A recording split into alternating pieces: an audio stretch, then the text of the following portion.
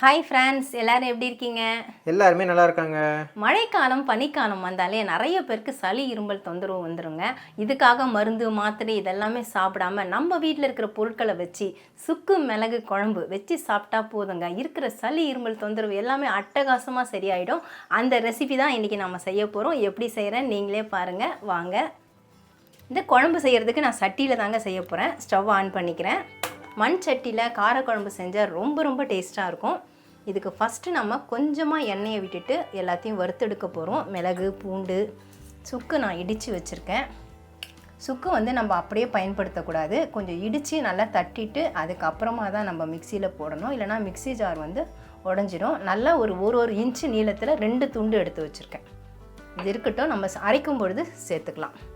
இப்போ சட்டி சூடாகிடுச்சு. கொஞ்சமாக எண்ணெய் விட்டுக்கிறேன். நல்லெண்ணெய் சேர்த்துக்கோங்க. 1 டேபிள் ஸ்பூன் அளவுக்கு நான் மிளகு சேர்க்குறேன். 10-12 பூண்டு பல்ல தோல் நீக்கி வச்சுருக்கேன், அதையும் சேர்த்துக்கிறேன். இதை அப்படியே வறுத்துக்கலாம். மிளகு பொரிய ஆரம்பித்த உடனே பூண்டோட நிறம் மாறின உடனே ஸ்டவ் ஆஃப் பண்ணிவிட்டு நம்ம பிளேட்டில் மாற்றிக்கணும். இப்போ பாருங்கள், பூண்டு நிறம் மாறி வருது, மிளகும் வெடிக்க ஆரம்பிச்சிருக்குது. இந்த சமயத்தில் நம்ம இடித்த இந்த சுக்கு அதையும் சேர்த்துடலாம். சேர்த்துட்டு ஒரு பரட்டி விட்டுட்டு ஸ்டவ் ஆஃப் பண்ணிக்கலாம். ரொம்ப நேரம் வச்சோம்னா கருகிடும், அப்புறம் குழம்பு கசக்கிற மாதிரி இருக்கும். நான் ஸ்டவ் ஆஃப் பண்ணிடுறேன். வறுத்த மிளகு பூண்டு சுக்கு எல்லாத்தையும் நான் ஒரு பிளேட்டில் மாற்றி வச்சுருக்கேங்க. இது நல்லா சூடு ஆறட்டும். இப்போ நம்ம குழம்பு தாளிச்சிக்கலாம். சுக்கு மிளகு வறுத்துட்டு அந்த சட்டியை நான் அப்படியே தான் வச்சுருக்கேன், கழுவணும்னு அவசியம் இல்லை. 3 டேபிள் ஸ்பூன் அளவுக்கு நல்லெண்ணெய் சேர்த்துக்கோங்க. குழம்புக்கு எண்ணெய் கூடுதலாக இருக்கிறது நல்லது. அதுவும் நல்லெண்ணெய் சேர்க்குறது ரொம்ப டேஸ்ட்டாக இருக்கும். 1 டீஸ்பூன் கடுகு, 1/2 டீஸ்பூன் வெந்தயம். கடுகு வெந்தயம் பொரியட்டும். சட்டியில் புகை வர மாதிரி இருக்குது, ஆனால் சூடு கம்மியாக தெரியுது. கடுகு வெந்தயம்லாம் நல்லா இப்போ பொரிய ஆரம்பிச்சிருச்சுங்க. கருவேப்பிலை சேர்த்து விட்டுக்கலாம். 2 பச்சை மிளகாயை நான் 2ஆக கீறி வச்சுருக்கேன், அதையும் சேர்த்துடலாம். 10-12 பூண்டு பல்ல தோல் உரிச்சு வச்சுருக்கேன், அதையும் சேர்த்துக்கலாம். வதக்கிறதுக்கும் பூண்டு போட்டு குழம்புக்கும் பூண்டு போட்டால் டேஸ்ட்டு சூப்பராக இருக்கும். அதை ஒரு பரட்டிக்கலாம். 20 சின்ன வெங்காயத்தை தோல் உரித்து சுத்தமாக வாஷ் பண்ணி எடுத்து வச்சுருக்கேன், அதையும் சேர்த்துக்கிறேன். சின்ன வெங்காயம் நான் முழுசாக சேர்த்துருக்கேன். உங்களுக்கு வேணும்னா நீங்கள் நறுக்கிட்டு கூட சேர்த்துக்கலாம். வெங்காயம் நல்லா வதங்கணும். வெங்காயம் பாருங்கள் இப்போ நல்லாவே வதங்கிடுச்சு.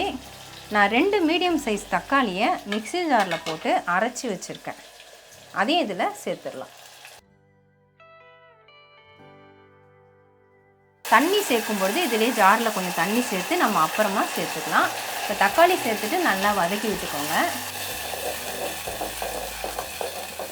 சேர்த்த தக்காளியும் பாருங்கள் நல்லா வதங்கி எண்ணெய் நல்லா தெளிஞ்சு வர ஆரம்பிச்சிருச்சு.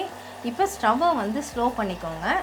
மசாலா சேர்த்து விட்டுடலாம். நான் 2 டேபிள் ஸ்பூன் அளவுக்கு குழம்பு மிளகாய் தூள் சேர்க்குறேங்க. ஏன்னா நம்ம மிளகு வேறு சேர்க்குறோம், அதனால் காரம் பார்த்து சேர்த்துக்கோங்க. 1/4 டீஸ்பூன் மஞ்சள் தூள், 1/2 டேபிள் ஸ்பூன் அளவுக்கு கல் உப்பு சேர்த்துக்கோங்க. சேர்த்துட்டு ஒரு தடவை கலந்து விட்டுடுங்க. மசாலா நல்லா மிக்ஸ் ஆகிட்டு மறுபடியும் எண்ணெய் தெளிஞ்சு வருது பாருங்கள், இந்த மாதிரி தான் வரணும். நான் ஒரு குட்டி எலுமிச்சம்பழ அளவுக்கு புளியை ஊற வச்சு கரைச்சி வடிகட்டி வச்சுருக்கிறேன், அதை இதில் சேர்த்துக்கிறேன்.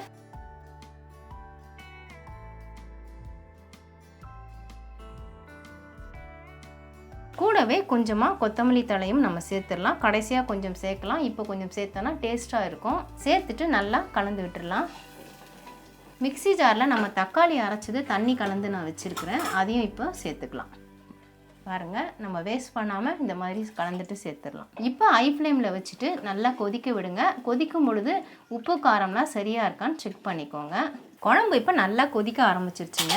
எனக்கு உப்பு காரம்லாம் கரெக்டாக இருக்குது. நம்ம இன்னும் மிளகு அரைச்சி சேர்த்தோம்னா இன்னும் காரம் சுருக்குனே இருக்கும். ஸ்டவ்வை லோ ஃப்ளேமில் வச்சிடலாம். 5 நிமிஷம் மூடி போட்டு விட்டுடலாம். இந்த கேப்பில் நம்ம வறுத்து வச்ச இந்த பூண்டு மிளகு சுக்கு அதை ஜாரில் போட்டு அரைச்சி எடுத்துக்கலாம். ஃபஸ்ட்டு தண்ணி விடாமல் அரைச்சிடுங்க.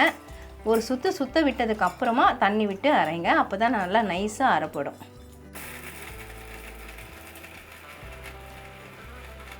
நம்ம வறுத்து வச்ச சுக்கு மிளகு பூண்டு இந்த மாதிரி நல்லா நைஸாக அரைச்சி எடுத்துக்கோங்க. ஃபஸ்ட்டு தண்ணி விடாமல் அரைச்சி அதுக்கப்புறம் கொஞ்சமாக தண்ணி சேர்த்து அரைச்சிங்கன்னா இந்த மாதிரி அரைப்பட்டுடும். இப்போ குழம்பு நல்லா கொதிச்சுக்கிட்டு இருக்குது. மூடி ஓப்பன் பண்ணிவிட்டேன், எப்படி கொதிக்குது பாருங்கள். இப்போ ஹை ஃப்ளேம்லேயே வச்சுக்கோங்க. வச்சுட்டு நாம் அரைச்ச இந்த பேஸ்ட் அதில் சேர்த்துடலாம். இது நம்ம ஆரம்பத்திலேயே சேர்க்கக்கூடாது, கடைசியாக தான் சேர்க்கணும். சேர்த்துட்டு நல்லா ஒரு கொதி வரணும், மறுபடியும் நல்லா கொதிக்க ஆரம்பிக்கணும். இந்த மாதிரி கலந்து விட்டுட்டு ஐ ஃப்ளேம்லேயே வச்சுருங்க, நல்லா கொதிக்கட்டும். இப்போ குழம்பு நல்லா கொதிக்க ஆரம்பிச்சிருச்சு. குழம்பும் பாருங்கள் நல்ல திக்னஸ் இருக்குது, நல்லா சாதத்தில் ஊற்றி சாப்பிட்ற அளவு திக்னஸ் இருக்குது. இன்னும் இது இறக்கி வச்சதுக்கப்புறம் பார்த்தீங்கன்னா இன்னும் கொஞ்சம் திக்காயிட்டு எண்ணெய்னா நல்லா தெளிஞ்சு வர ஆரம்பிச்சிடும். இந்த குழம்ப சாப்பிட்டா சளி இருமல் தொந்தரவுலாம் இருக்கிற இடமே தெரியாமல் போயிடுங்க.